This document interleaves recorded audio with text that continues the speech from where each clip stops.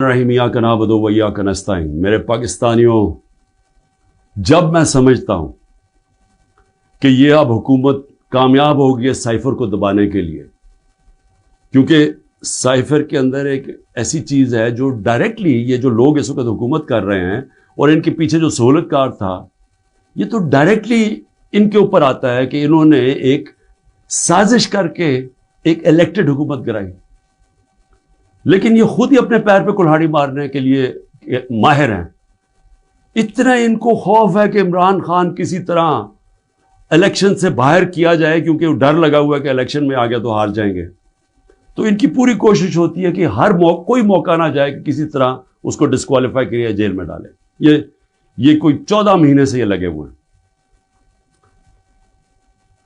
پہلے اس سے میں صرف اعظم خان کے اوپر بات کرنا چاہتا ہوں۔ جس اعظم خان کو میں جانتا ہوں وہ ایماندار آدمی ہے، قابل آدمی ہے، اور جس طرح کی باتیں میں نے پڑھی ہیں سائفر میں وہ کہہ نہیں سکتا۔ جب تک میں اعظم خان کے منہ سے نہیں سنوں گا میں مانوں گا نہیں، کیونکہ اس میں یہ کئی باتیں حقیقت کے ساتھ نہیں ہیں۔ یا تو زبردستی سے اسے کروایا گیا ہے، کیونکہ زبردستی تو اس وقت ساری 2 پارٹیز بنا دی ہیں زبردستی میں، لوگوں کے اوپر بندوق رکھ کے کہ جی آپ اس پارٹی پہ جائیں اور بندوق کر کے دوسری پارٹی میں جائیں، ان کے ہی بیچاروں کا بیڑا غرق کر کے رکھ دیا اس میں۔ اور پھر جو ہمارے لوگوں کو جو زور ڈالا ہوا ہے پارٹی چھوڑو، بیچارے جیلوں میں ہمارے لوگ پڑے ہیں، عورتیں پڑی ہوئی ہیں، ان کو بس صرف کہیں کہ جی آپ عمران خان کے خلاف وعدہ معاف گواہ بن جائیں، یہ وہ بنتے تو آپ چھوٹ جائیں گے، اور یا پھر کہ جناب آپ کھڑے ہو کے جا کے وہ ٹی وی پہ کہیں میں پارٹی چھوڑ رہا ہوں۔ یہ اس طرح کی اس وقت جو ہم تماشا دیکھ رہے ہیں وہ اس طرح کا چل رہا ہے، تو میں نہیں مانتا کہ اعظم خان نے کئی باتیں اس میں سے کہی ہیں اور کئی سچ بھی ہیں، لیکن سائفر تھا کیا؟ 6 مارچ کو 2022 6 مارچ میٹنگ ہوتی ہے، پاکستان کا ایمبیسڈر اسد مجید اور امریکہ کا جو under secretary of state Donald Lu, Washington میں میٹنگ ہوتی ہے، آفیشیل میٹنگ ہوتی ہے۔ آفیشیل میٹنگ کا مطلب کہ دونوں طرف نوٹ لے رہے ہوتے ہیں اس میٹنگ کے۔ اس میٹنگ کے بعد ایک سائفر کا مطلب ہوتا ہے ایک خفیہ ایک کوڈ کے اندر میسج بھیجی جاتی ہے، جو کہ ساری دنیا میں آپ کے جو ہمارے جو ایمبیسڈرز ہوتے ہیں وہ ساری دنیا میں ہر ملک کے ایمبیسڈر اپنے فارن آفس کو خفیہ میسیجز بھیجتے ہیں، جس کو سائفر کہتے ہیں۔ وہ سائفر آتا ہے پاکستان، اور وہ میں جب پڑھتا ہوں تو اس میں کیا لکھا ہوتا ہے؟ سائفر میں 2 مین چیزیں ہیں، باقی تو اور بھی چھوٹی موٹی چیزیں ہیں۔ سب سے بڑی چیز لکھی ہوتی ہے کہ جی عمران خان کو آپ نے عدم اعتماد کی ووٹ میں پاکستان کے پرائم منسٹرشپ سے ہٹانا ہے، اور ایک اور چیز لکھی ہوتی ہے کہ عمران خان نے اکیلا فیصلہ کیا کہ روس جانے کا۔ آپ کو پتہ ہے روس، اور تب تک جنگ شروع ہو چکی تھی روس کی یوکرین میں، تو عمران نے اکیلے نے فیصلہ کیا، جبکہ اسد مجید ہمارے ایمبیسڈر کہہ رہے ہیں کہ نہیں، عمران خان نے اکیلا فیصلہ نہیں کیا، یہ سب سٹیک ہولڈرز نے مل کے فیصلہ کیا تھا۔ لیکن جس طرح وہ بات کرتا ہے، اسد مجید، سلام کرتا ہوں میں اپنے ایمبیسڈر کو، وہ کہتا ہے اس کے بعد جو مجھے میسج کہ ان کے خلاف آپ کو پروٹیسٹ کرنا چاہیے، ڈیمارش کرنا چاہیے کہ اس نے بڑی غلط زبان استعمال کی ہے، غیرت مند ڈپلومیٹ ہمارا۔ لیکن وہ غیرت یہاں نہیں جاگتی جب وہ یہاں پہنچتا ہے۔ سائفر جاتا ہے آرمی چیف کے پاس بھی، فارن آفس میں بھی، میرے پاس بھی آتا ہے۔ میں جب وہ دیکھتا ہوں میں حیران ہو جاتا ہوں کہ اس کی جرت کیسے پڑی ہے لکھنے کی، یہ کیسے کہہ سکتا ہے؟ اور پھر جب میں یہ دیکھتا ہوں کہ یہ کہہ رہا ہے ایک ایمبیسڈر کو کہ اپنے پرائم منسٹر کو آپ نے ہٹانا ہے، تو پھر میں دیکھتا ہوں کہ یہ میرے لیے تو نہیں ہے، ایمبیسڈر تو مجھے جواب دے ہے، تو مجھے کون ہٹا سکتا ہے؟ پاکستان میں مجھے کون ہٹا سکتا تھا؟ ایک ہی آدمی، جنرل باجوہ۔ سائفر تو جنرل باجوہ کے لیے اس نے بھیجا ہے۔ تو مجھے وہاں سے پہلے سے ہوتا ہے کہ اب تک ہمیں لوگ کہہ رہے ہیں، مجھے خبریں آتی رہتی تھیں کہ جناب فیصلہ ہو گیا آپ کی گورنمنٹ ہٹانے کو، مجھے رپورٹ آ رہی رہتی ہے, آئی بی والے مجھے آ کے بتاتے تھے کہ جی دیکھیں شہباز شریف کی خفیہ میٹنگز ہو رہی ہیں, بیچ میں ان کے لوگ پڑے ہوئے ہیں, جنرل باجوہ کی کوئی فادر ان لا ان کے گھر میٹنگز ہو رہی ہیں. یہ ساری مجھے خبریں آ رہی تھیں. لندن کسی کو بھجوایا جا رہا ہے. تو میں مانتا نہیں تھا. میں جنرل باجوہ کو جب ملتا تو وہ کہتے تھے ہو ہی نہیں سکتا, ہم تو کنٹینیوٹی چاہتے ہیں. اور میں بھی اپنے آپ کو ہوتا ہوں کہ میں مان جاتا تھا. لیکن جب یہ سائفر آیا تو تب مجھے ہوا کہ یہ تو اس کے بغیر ہو ہی نہیں سکتا. پھر سے کہ کون پرائم منسٹر کو ہٹا سکتا ہے سوائے ایک آدمی کے جس کے پاس پاور ہے پاکستان میں. تو پاور ادھر ہی ہے, سپر کنگ ہے, سب پوچھنے والا کوئی نہیں ہے لیکن پاور ہی پاور ہے. اس کے بعد اگلے دن عدم اعتماد اسمبلی میں ٹیبل ہو جاتی ہے اور ایک دم ہمارے لوگ ہلنا شروع ہو جاتے ہیں. اور پھر ہمارے اتحادی وہ بھی ایک دم ہمارے سے خوش نہیں ہوتے. لیکن یہ یاد رکھیں کہ یہ ٹائم کون سا تھا. یہ وہ ٹائم تھا جب پاکستان کی اکانومی 17 سال میں سب سے بہتر امپروو کر رہی تھی. اکنامک سروے اٹھا کے دیکھ لیں آپ, سارے اکنامک انڈیکیٹرز دیکھ لیں, ہم بڑے مشکل وقت سے نکلے تھے. بینکرپٹ اکانومی ملی, 2 سال کرونا آ گیا. دنیا نے تعریف کی کہ پاکستان وہ ملک ہے جو ٹاپ 3 ملک ہے جنہوں نے سب سے بہتر کرونا, اتنی بڑی وبا, اتنے بڑے کرائسس سے ڈیل کیا. جبکہ ہندوستان میں تباہی آئی, ایران میں تباہی آئی, ساتھ والے ملک. پاکستان کی تعریف دنیا کرتی تھی. وہ ایک امریکہ کے اندر جو فائنینشیل ایڈوائزر تھا ٹرمپ کا, میرا وہ کہتا ہے کہ اگر پاکستان کا جس طرح کرونا پہ پاکستان نے ڈیل کیا, اگر امریکہ کرتا تو $10 کھرب کا امریکہ کو بچتا تھا. تو ادھر سے نکلے, اکانومی گرو کر رہی ہے, انڈسٹری گرو کر رہی ہے. تو ایک دم یہ عدم اعتماد کدھر سے آ گئی. تو جس کو میسج دی تھی اس نے اپنا کام شروع کر دیا, ایجنسیز نے کام شروع کر دیا, ہمارے لوگوں کو میسیجز آنی شروع ہو گئی کہ جناب ISI کے لوگ ایکٹیو ہو گئے. مجھے جب آیا, میں جنرل باجوہ کے پاس گیا, میں نے کہا آپ کا لاہور والا جو آدمی ہے وہ ہمارے ایمبینس کو کہہ رہا ہے کہ ہم نے ہاتھ اٹھا لیا ہے, اب آنے والی گورنمنٹ دوسری ہے, یہ شہباز شریف کی. میں جنرل باجوہ کو اچھا اس نے کہا ہے, میں وہ بھی اسے فارغ کرتا ہوں. تو یہ ڈرامے ہمارے سے ہوتے رہے. پیچھے سے پورا پلان بنا ہوا تھا. اچھا میں نے پہلے تو میں یہ کہوں کہ مجھے اتنا شرم آئی, مجھے پاکستانی ہوتے ہوئے میں آپ کو سچ بتانا چاہتا ہوں, مجھے شرم آئی کہ اس کی جرت کیسے ہوئی کسی چھوٹے ایک آفیشل کی کہ جو ہمیں اتنی بڑی دھمکی دے دے اور ایمبیسڈر کے ذریعے میسج بھجوائے کہ پرائم منسٹر کو ہٹا دو. لیکن اس کی غلطی نہیں تھی. شرم یہاں نہیں آ رہی تھی. جن لوگوں کی ذمہ داری تھی کہ قوم کی حفاظت کرنا, جس آدمی کی کہ قومی وقار کو بچانا, قومی غیرت, وہ ساتھ ملا ہوا تھا. اس نے ان کے, یعنی یہ سارا پلان ادھر سے شروع ہوا تھا. اور میں صرف اپنی قوم سے یہ کہنا چاہتا ہوں کہ دیکھیں, یہ یاد رکھیں کہ اب ایک چیز سمجھیں, جب اگر میں جنرل باجوہ کی تنقید کر رہا ہوں, اور یہ میں سارا ثابت کر سکتا ہوں کیونکہ مجھے پتہ ہے ساری چیزیں میرے اندر, ایک ایک چیز مجھے یاد ہے ہوا کیا, اس سے پہلے بھی اس کے بعد بھی. میں پاکستان کی فوج کی تنقید نہیں کر رہا, میں ایک آدمی کی کر رہا ہوں جو غلطی کی جس نے.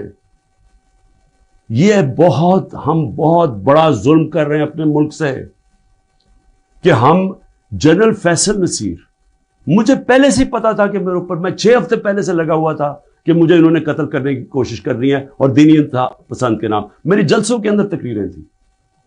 تو جب میرے اوپر اٹیمپٹ ہوتا ہے اور میں FIR لگواتا ہوں, مجھے پتا تھا کہ یہ پیچھے سب سے یہ تھا, ماسٹر مائنڈ تھا. اپنی FIR نہیں کٹوا سکا. جب JIT کے اندر یہ ثابت ہو گیا کہ ایک نے 3 شوٹر تھے, تو جو سارا حکومت کا جو انہوں نے کوشش کر رہے تھے کہنے کی جی دینی انتہا پسند ہے, وہ جب سارا وہ ان کا نیریٹو بھی ختم ہو جاتا ہے, تو انہوں نے JIT کو سیبوٹاج کیا. اور پھر میرے اوپر غداری کا پرچہ کر دیا ہے کہ جنرل فیصل نصیر کو میں نے ڈرٹی ہیری کیوں کہا, سائیکوپیتھ کیوں کہا, میرے اوپر غداری کا پرچہ لگ جاتا. میں پھر سے کہتا ہوں کہ اگر ہم نے یہ کرنا ہے اپنے ملک کے ساتھ کہ کسی ادارے کو اگر میں کسی جج کی بات کروں گا تو میں ساری جوڈیشری کے خلاف ہو گیا، اس کا مطلب کیا؟ میں پولیس کے خلاف کروں گا تو ساری پولیس کو میں نے برا بھلا کہہ دیا. یہ تو ہم اپنے ملک کو تباہ کر رہے ہیں. یہ پلیز میری قوم، آپ یہ سمجھ جائیں ایک بات، اگر معاشرے سے آپ تنقید ختم کرتے ہیں، آپ معاشرے کی قبر کھود دیتے ہیں. کیونکہ اصلاحات ہوتی کیسے ہے؟ انکوائری کیوں ہوتی ہے؟ حمود الرحمان انکوائری، جب ہمارا ملک ٹوٹا، ایسٹ پاکستان ٹوٹا، تو جب وہ انکوائری ہوئی، اگر اس کے اوپر عمل ہوتا کہ یہ ہم نے غلطیاں کی ہیں، اپنی اصلاحات کرتے، تو اس کے بعد پاکستان بڑی غلطیوں سے بچ جاتا. لیکن جرات ہی نہیں تھی فیس کرنے کی تنقید. ہم نے وہ اتنا بڑا ظلم کیا کہ 25 سال کے بعد وہ کدھر نکلی؟ حمود الرحمان ہندوستان کے اندر. اب جب یہ ہوا، میں کہتا گیا، میں نے ساروں کو کہا کہ اتنا بڑا ظلم ہو رہا ہے تو اس کے اوپر انکوائری ہو. میں نے چیف جسٹس صاحب کو میں نے وہ سائفر بھیجا کہ جی اس کے اوپر انکوائری کروائیں. نیشنل سیکیورٹی کاؤنسل کے سامنے رکھا. نیشنل سیکیورٹی کاؤنسل کے سامنے 30 مارچ کو میں نے رکھا کہ جی یہ ہے، سارے آرمی چیفز بیٹھے ہوئے تھے، سروس چیفز بیٹھے ہوئے تھے، سب کے سامنے رکھا کہ یہ اس نے لکھا ہے اور آپ کا ایمبیسڈر کہہ رہا ہے کہ ان کو پروٹیسٹ کرو کہ یہ کسی کی جرت نہیں ہونی چاہیے اس طرح کا، کسی بھی ایک ملک کو، آزاد ملک کو اس طرح کا زبان استعمال کرنی. انہوں نے کہا جی ہاں مداخلت تو ہوئی ہے، تنقید کی، امریکہ کو پروٹیسٹ بھی کیا نیشنل سیکیورٹی کاؤنسل نے 30 مارچ کو. میں نے پارلیمنٹ میں لے کے گیا کہ ان کیمرہ میٹنگ کروائی. میں نے کہا ان کے سامنے رکھو. اپوزیشن کو لیڈر ہی نہیں آیا اس میٹنگ پہ. شہباز شریف، آصف زرداری، انہوں نے بائیکاٹ کر دی. کیوں کی؟ کیونکہ ملے ہوئے تھے ساتھ، یہ اس کا حصہ تھے، یہ سازش کا حصہ تھے. کیونکہ کیا یہ پاکستان کے پرائم منسٹر کے خلاف ایک آدمی کہہ رہا ہے کہ اس کو ہٹاؤ، تو کیا یہ عمران خان چھوڑے کسی بھی ملک کو اجازت دیتا ہے ایسے؟ کیا ایران کے اندر کسی کی جرت ہے کہ ان کے ایمبیسڈر کو کہہ کے جا کے اپنے پریزیڈنٹ کو ہٹا دے؟ یا ہندوستان میں کسی کی جرت ہے کہ کہے کہ یہ ایمبیسڈر کہہ کے جی نریندر مودی کو ہٹا دے؟ قومی غیرت ہوتی ہے، قومیں غیرت کے اوپر کھڑی ہوتی ہیں، قوم غیرت سٹینڈ لیتی ہیں، مشکل وقت گزارتی ہیں اور مضبوط ہو جاتی ہیں. دنیا ان کی عزت کرتا ہے، دنیا اس قوم کی عزت کرتا ہے جو اپنی عزت کرتی ہے. جب ایک عام آفیشل اس طرح کا سٹیٹمنٹ دے اور میں اس کے اوپر کچھ ہو ہی نہ، یعنی نیشنل سیکیورٹی کاؤنسل میں حیران ہو گیا کہ صرف جی ہم ڈیمارش کرتے ہیں. آپ انکوائری کرنی چاہیے تھی، پوچھنا چاہیے تھا، لکھنا چاہیے تھا کہ اس نے کیوں یہ کہا. اور انکوائری جب ہونی تھی تو ایک آدمی نے سامنے آ جانا تھا، جنرل باجوہ نے. مسلسل یہ جناب ان کی میٹنگز ہوتی تھیں، ان کی وہ چارج افیئر سے ملتے تھے. کیا ISI کو نہیں پتا تھا کہ پچھلے 3 مہینے کے اندر ہمارے پارلیمنٹیرینز، ہمارے PTI کے بیک بینچرز اور یہ اپوزیشن لیڈر سے بار بار امریکن ایمبیسی میں جا رہے تھے. ارشد شریف نے پورا پروگرام کیا، بتایا کہ کون سے دن کون سے لوگ گئے. راجہ ریاض کا بتایا گیا. کیا راجہ ریاض وہاں فورن پالیسی ڈسکس کرنے گیا تھا؟ جو سب سے پہلے بھاگے وہ امریکن ایمبیسی جا رہے تھے. کیا ان کو نہیں پتا تھا؟ اس کے حصہ تھے. سازش ہو رہی تھی کسی طرح عمران خان کو راستے سے ہٹایا جائے، تب پلان بنا. اور مجھے اتنے افسوس سے کہنا پڑتا ہے کہ کسی کو جو بھی لوگ یہ دیکھ رہے تھے کہ یہاں، میں سوچا کہ کیا ان کو کوئی ان کو نہیں ہے کہ پاکستان ایک بڑی خواب کا نام تھا. پاکستان کا مطلب کیا؟ لا الہ الا اللہ. میرے اپنے کے لوگ کہہ رہے ہیں عمران صاحب یہ آپ سائفر نہ اٹھائیں پبلک میں، امریکی ناراض ہو جائیں گے. میں پبلک میں جا کے میں کیوں پبلک کو بتایا؟ میں اپنی قوم کو بتانا چاہتا تھا، کیونکہ قوم غیرت ماندہ ہے، قوم کھڑی ہو گئی ساتھ. یہ سیاسی طور پہ نہیں میں کر رہا، میں ایک وہ پاکستانی ہوں جو اس ملک کے جو خواب تھا میں اس میں بلیو کرتا ہوں کہ لا الہ الا اللہ، کوئی نہیں ہے خدا سوائے اللہ کے، میں کوئی کسی کی غلامی نہیں کرنے کے لیے تیار۔ اور میں آپ کو یہ امریکہ کا بھی بتا دوں، دیکھیں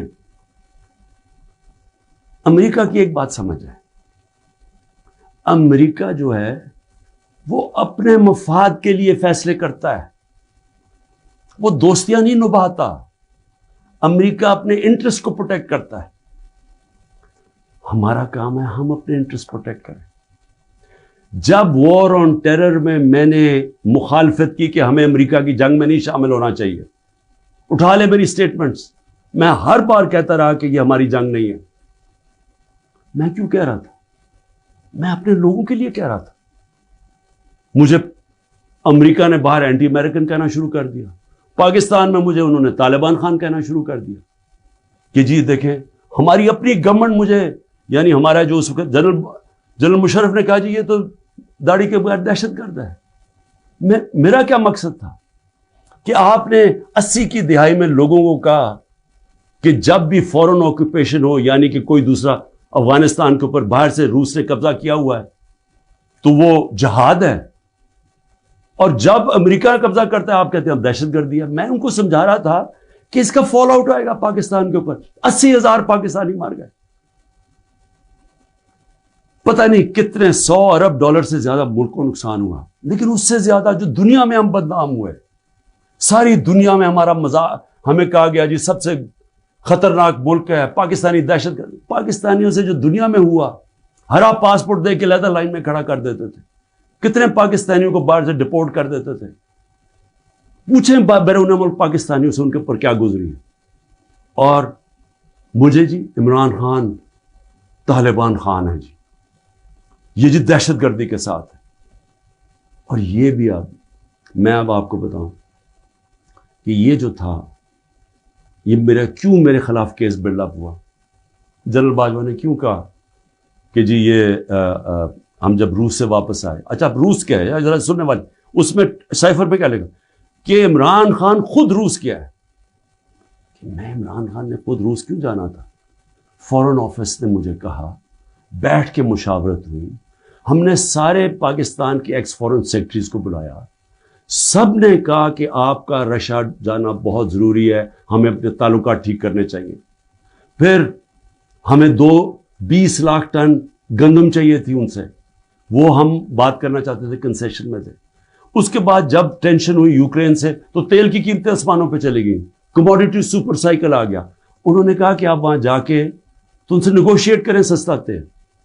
تو سارا سٹیک ہولڈرز کے ساتھ کہ جتنے بھی تھے انہوں نے پورا پلان کیا، ہم ٹرپ پہ جانے لگے۔ شام کو ٹینشن بڑھ گئی روس کی اور یوکرین کی۔ میں نے جانے سے پہلے جنرل باجوہ سے پوچھا کہ کیا مجھے جانا چاہیے یا نہیں۔ انہوں نے کہا ہم سب بیٹھے ہوئے ہیں، ہمارے خیال میں آپ کو جانا چاہیے۔ تو سب سے پوچھ کے میں روس گیا، میں اپنی ذات کے لیے تو نہیں گیا۔ تو واپس آیا تو جناب جنرل باجوہ نے اس کے 2 دن بعد کہ جی مذمت کرو کہ جو روس چلا گیا وہاں۔ فورن آفس ہی بیٹھا، ہمارے مین لیڈرز بیٹھے ہیں، ہم نے کہا کہ ہندوستان تو مذمت نہیں کر رہا، وہ تو ان کا اسٹریٹجک ایلائی ہے، وہ تو نہیں کر رہا، ہم کیوں کریں؟ اور ہم ان سے ڈیل کر کے آ گئے تھے سستا تیل پہ اور سستی گندم پہ۔ اس کے بعد جا کے ایک نیشنل سیکیورٹی کا سیمینار ہو رہا ہے، جنرل باجوہ بیٹھ کے کہتے ہیں جی عمران خان ہم روس کی سخت مذمت کرتے ہیں، گورنمنٹ کی پالیسی کے خلاف جا کے اسٹیٹمنٹ دے دیتا ہے۔ اس کے بعد حسین حقانی کی ٹویٹ آتی ہے، وہ کہتا ہے جنرل باجوہ پرو امریکہ ہے اور عمران خان اینٹی امریکہ ہے۔ بعد میں ہمیں پتہ چلتا ہے کہ ہم نے $30,000 دے کے حسین حقانی کو جنرل باجوہ نے ہائر کیا ہوا تھا ہماری گورنمنٹ کے دوران۔ وہ بعد میں جب ان کا فیرا، ان کا ایک ادارہ ہوتا ہے جو آپ کو رجسٹر کرنا پڑتا ہے لابیز کو، اس میں پتہ چلتا ہے بعد میں ہمیں۔ تو میرا اپنا ہی آرمی چیف میرے خلاف لابی کر رہا تھا، ان کو بتا رہا تھا میں کتنا برا ہوں۔ میں صرف آج یہ کہنا چاہتا ہوں کہ دیکھیں میرے پاکستانیوں، جو جدھر آج ہم کھڑے ہیں، ہمیں پہلے فیصلہ کرنا چاہیے کہ کیا ہم نے بیکاریوں کی طرح، ایک چونٹیوں کی طرح باقی زندگی گزارنی ہے پاکستانی ہوتے ہوئے؟ جس طرح ہم جا رہے ہیں تو کوئی مستقبل نہیں ہے۔ کیا ہم نے خوددار قوم کی طرح لا الہ الا اللہ جس کا نعرہ تھا، ایک خوددار قوم، لا الہ الا اللہ غیرت دیتی ہے انسان کو، ایک چھوٹے سے انسان کو بڑا انسان بنا دیتی ہے۔ ہم ایک دنیا کے عظیم لیڈر محمد مصطفیٰ صلی اللہ علیہ وسلم، جنہوں نے جب مسلمان کمزور بھی تھے تو انہوں نے 2 سپر پاورز کے سربراہ کو خط لکھا کہ میں اللہ کا پیغام لے کے آیا ہوں، اس پہ چلو گے تو تمہاری بہتری ہے۔ خوددار، اللہ سے صرف ڈرنے والے لوگ، ہمیں یہ کیا بنا دیا انہوں نے کہ جی اپنا ہی ملک کا آرمی چیف ان کو لکھ رہا ہے کہ جی دیکھیں عمران خان یہ اینٹی امریکن ہے۔ تو میں اپنی قوم سے آخر میں کہنا چاہتا ہوں کہ دیکھیں ہو کیا رہا ہے پاکستان میں، ایک ہی چیز ہو رہی ہے، سب کچھ، کوئی فکر نہیں ہے ملک کدھر جا رہا ہے، کوئی اس وقت فکر نہیں کہ ملک کے سارے ادارے تباہ ہو رہے ہیں، سارا صرف ایک 1 پوائنٹ ایجنڈا ہے کہ عمران خان کو کس طرح ڈسکوالیفائی کرنا اور جیل میں ڈالنا ہے، یہ ایجنڈا ہے۔ اس کے اندر یہ سائفر بھی آ گیا ہے۔ یہ نہیں ان کو پتا کہ سائفر میں ان کی تباہی ہے، کیونکہ یہ سب ملوث تھے اس میں، یہ شہباز شریف بھی تھا، زرداری بھی تھا، ساروں کو پتا تھا سائفر کا، سارے میٹنگز کر رہے تھے امریکنوں کے ساتھ۔ اور اس کے اندر جو جنرل باجوہ کا رول ہے وہ سب کے سامنے آئے گا کہ انہوں نے کیا رول تھا اس کا، اور کیسے ایک حکومت جو اتنے سالوں کے بعد صحیح پرفارم کر رہی تھی، جو اکانومی ہماری آگے جا رہی تھی، اس کو گرا کے ایک وہ چوروں کو اوپر لے کے آئے ہیں جو 30 سال ملک کو چوری کر رہے تھے، لوٹ رہے تھے، جو 30 سال ملک کو، جو خود جنرل باجوہ ہمیں بتاتے تھے، جو ملک کی اسٹیبلشمنٹ جن کی چوریوں کی بتاتی تھی، جو ایک دوسری کی چوریوں کا بتاتے تھے، جن کی انٹرنیشنل دنیا میں ان کی چوریوں کے اخباروں میں اور کتابوں میں جن کا نام آتا تھا، ان کو لا کے اوپر بٹھا دیا۔ انکوائری سب سے بڑی یہ ہونی چاہیے اس سائفر کے اوپر، جو ایف آئی اے نہیں کر سکتی۔ اگر صحیح انکوائری کروانی ہے تاکہ ہم آگے یہ غلطیاں نہ کریں، تو انکوائری یہ ہونی چاہیے کہ یہ سازش میں کون کون شریک تھا کہ گورنمنٹ گرا کے ایک ملک کی اکانومی کی تباہ کیا، آج پاکستان کو گھٹنوں پہ رکھ دیا۔ آج اگر ہم ان کی مدد نہ کرتے اور آئی ایم ایف سے نہ کہتے کہ آپ کی سٹینڈ بائی ایگریمنٹ کے ہم ساتھ ہیں، تو پاکستان ڈیفالٹ کر گیا تھا۔ ڈیفالٹ کرنے کا مطلب کہ آج لوگوں کا معاشی قتل ہو جانا تھا، جو ہو چکا ہے، اس سے دگنی مہنگائی ہو جانی تھی، بے روزگاری یعنی سارا جو ہماری باہر سے فائنینسنگ ختم ہو جانی تھی، جو آگے آج ہی برے حالات ہیں، اس سے دگنے ہو جانے تھے۔ کون ذمہ دار ہے اس کا؟ انکوائری یہ ہونی چاہیے کہ کس نے کیا، کس پلیئر نے کیا کیا رول پلے کیا، یہ انکوائری ہونی چاہیے۔ اور اس کے اندر یہ ایف آئی اے جو کہ شہباز شریف نے اپنے اوپر نوکر بٹھا دیے ہیں، یہ انکوائری نہیں کر سکتے۔ اور میں جو آخر میں بتانا چاہتا ہوں کہ جو کوششیں ہو رہی ہیں، کوشش کیا ہو رہی ہے؟ ہر چیز کرتے ہیں وہ فیل ہو جاتی ہے، کیونکہ اللہ حق ہے۔ توشہ خانہ کے اندر کیا چیز ہے جی؟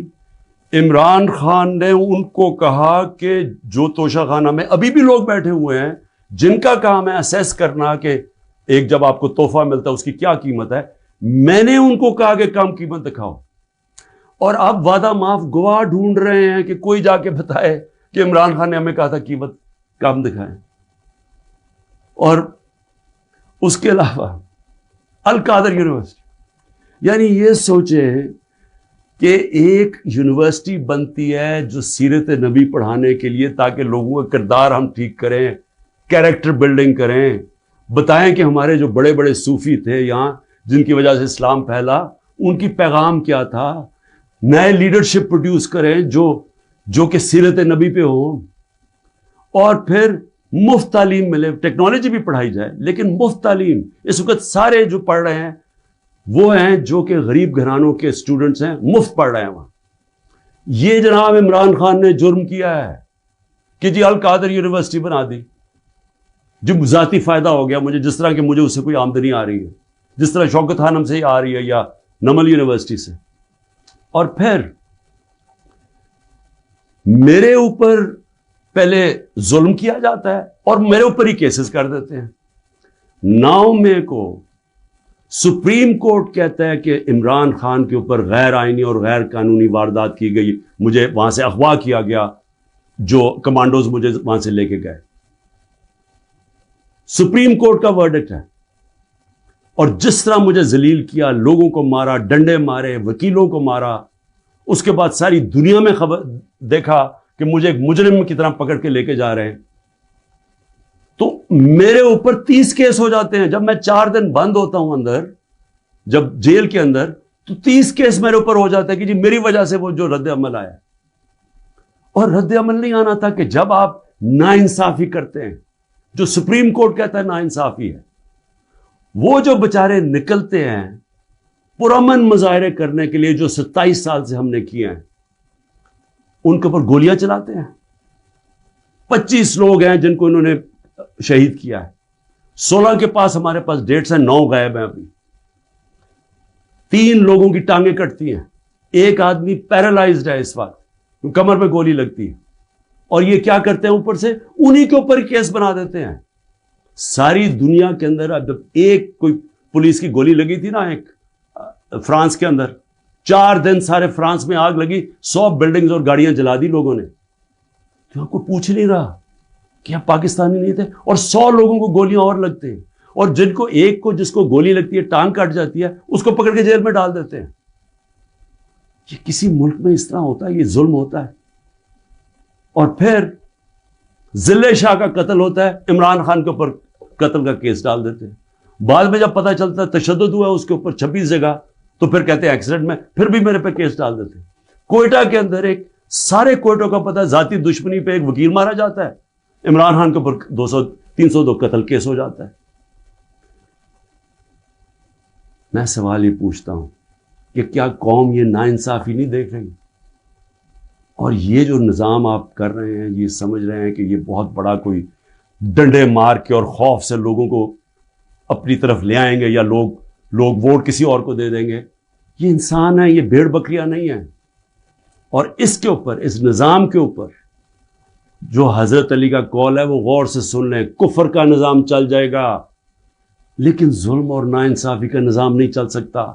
حکومتیں چلتی ہیں اخلاقی قوت پہ. ڈنڈے مار کے جانور چلتے ہیں، ڈنڈے مار کے نہیں چلوا سکتے آپ لوگوں کو. لوگوں کو اگر آپ یہ سمجھتے ہیں کہ اس کی ظلم کی وجہ سے یہ چوروں کو تسلیم کر لے گی قوم، جو 30 سال سے ملک کو لوٹ رہے ہیں، جن کے پیسے باہر پڑے ہیں، جن کی سارا یہ جیسے انہوں نے اقتدار سے لے کے پھر باہر بھاگ جانا ہے، تو اگر یہ سمجھتے ہیں کہ لوگ اس خوف کی وجہ سے ان کو تسلیم کر جائیں گے، مجھے ترس آ رہا ہے ان لوگوں کے اوپر جن کی یہ سوچ ہے. پاکستان زندہ باد.